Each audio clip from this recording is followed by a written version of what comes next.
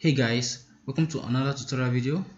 My name is Precious, aka Precious, and we'll be treating Reverb. Hit the subscribe button and also click on the notification icon for more updates. So the first part of this tutorial, I'll be talking about the control knobs found in Fruity Reverb 2, while the second part will be a demonstration of how Reverb is achieved in FL Studio. Let's go. So this is Fruity Reverb 2. We're going to start with the dry fader. The dry fader is used to determine the amount of the initial sound or the unprocessed sound that enters the reverb. If you take it all the way up, we hear more of the initial sound, and if we take it down, we hear less of the initial sound, and eventually what we hear is the reverb, which is the level is determined by the wet fader. We take it all the way up, and what we hear is more of the reverb, and if we turn it all the way down, what we hear is more of the dry signal. So, and now we have the early reflection fader. It's not that really important, doesn't really contribute much. So let's go back to the low cut knob. Low cut knob is used to determine the amount of low frequencies that enter the reverb. So if you take it all the way to the right, what you hear is less low frequencies, and if you take it all the way back to the left as it is already, you hear more of the low frequency. Let's give it a demonstration.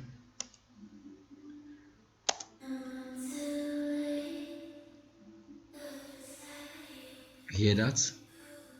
We have the low frequencies cut off really much, and if we take it all the way back, we hear more of the low frequencies. Mostly you use the low cut knob to get rid of moodiness in your track. If your track is sounding moody, you can use the low cut knob to get some of the low frequencies out so that it sounds more clearer. As you hear now, by just adjusting it, we'll get some of the low frequencies cut off and it sounds more or clearer.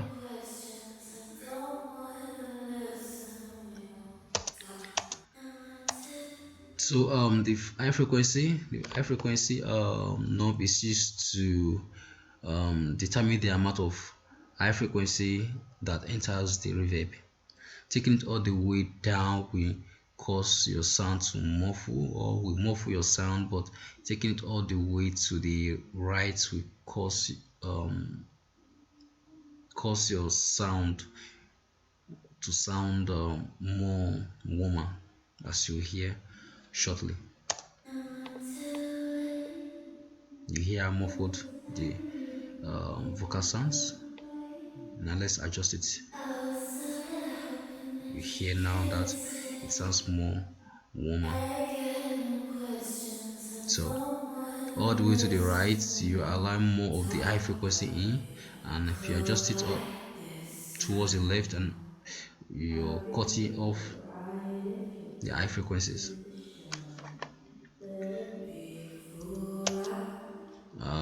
So we have the pre-delay. The pre-delay knob is used to determine the gap between the initial sound and the reverb signal, as we will hear shortly. Then compare it to this, you can see that there is a gap between the dry signal and the wet signal. So that's what it pre-delay knob is used to do, to separate the dry signal from the wet signal, and to set the time depending on what you want, depending on what feels good to you. And then we have the room size. The room fader is used to determine the size of the visual room. This is the visual room. All the way to the left, we have smaller sizes, and all the way to the right we have larger rooms. Just check it out.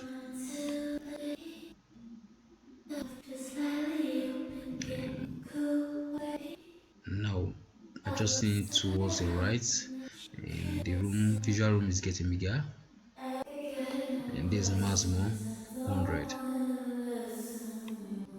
all the way to 1. This is what we hit. This is what we get. This kind of effect we get. At 50, this is what we get, and at 100, this is what we get. Also we have the diffusion knob. The diffusion knob is used to control the density of the reflections that bounce off the wall.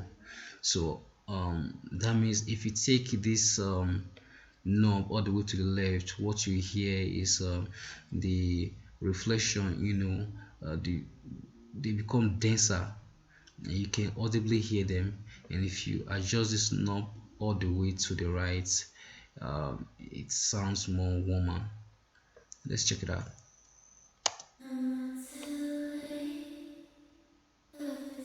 You can see how close the reflections are,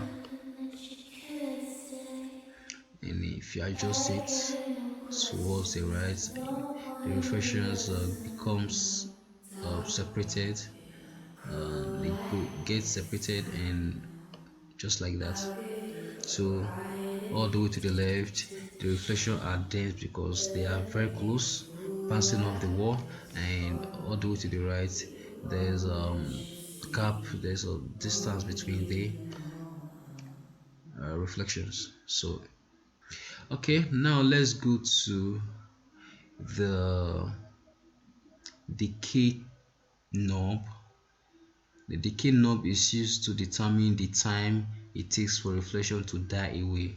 Let's say we adjust this by, let's adjust this to 4 to 5 seconds, and let's experiment on it and try it out. 1, 2, 3, 4, 5, and it's gone. So that is what the knob does. The knob is used to determine the time it takes for reflection to die off. We have the damp knob, which is this. It is used to adjust the damping of high frequencies in the reverb. You will understand that shortly. If we take the damp knob all the way down to the left, it will cause the sound to muffle, and if we take it all the way to the right, it will cause it to sound more warmer. Let's try it out. This is the original initial position. Okay, now taking it all the way to the left, you see that your sound has been muffled. The sound now, the vocal sounds muffled. And if I adjust it all the way to the right, the vocal becomes to sound warmer.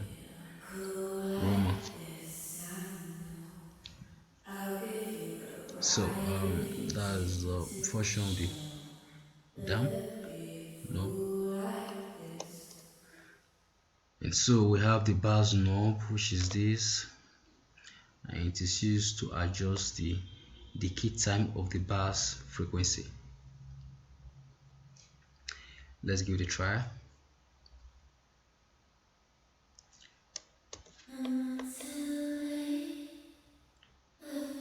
You hear that?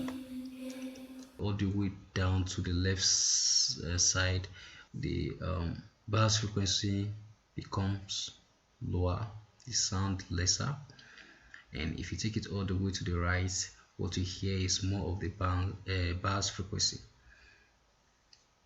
So the bass knob then now is used to adjust the decay time of the bass frequency. I hope you get the concept. Okay, here we see that the bass frequency is easily decays, but if we adjust it all the way towards the right, we hear more of the bass frequency. It takes time for them to decay,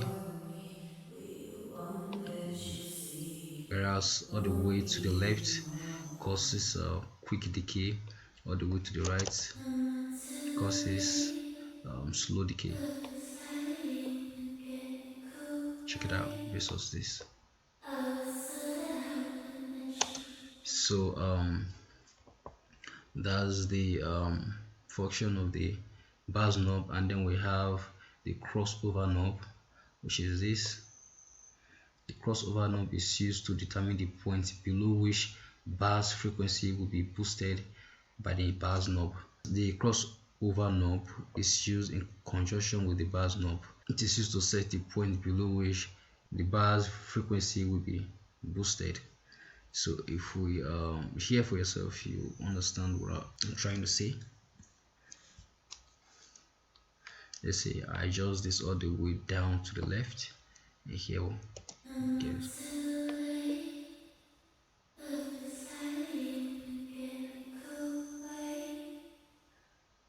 You see here the early reflection, right? You hear the decay, the decay frequency of the bass, right? Okay, let's take it.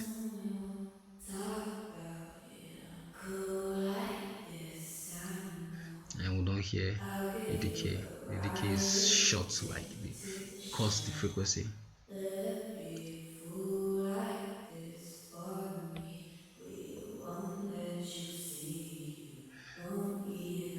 So those are the functions of the knob and fader. Also, we have the stereo separation, which is this. All the way to the right is mono, all the way to at the middle is stereo separation in between, and then all the way to the left is more stereo separation.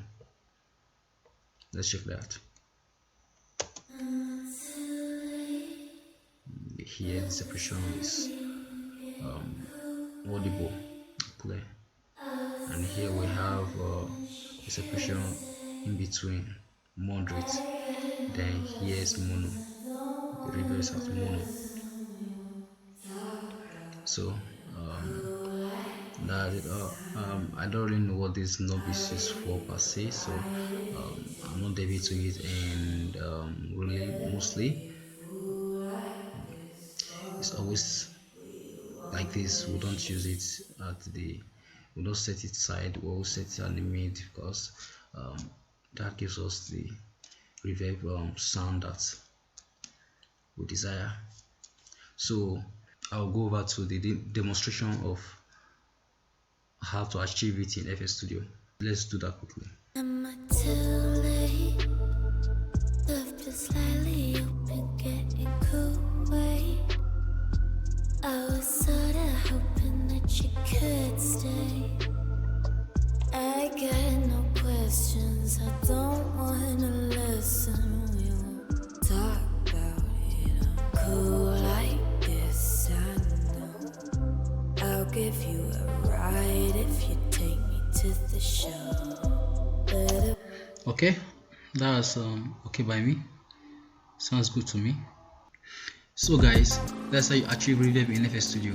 If you have any question, please drop them below, and also drop your comments. I'll be posting weekly content, so ensure to subscribe and turn on the notification button. See you soon.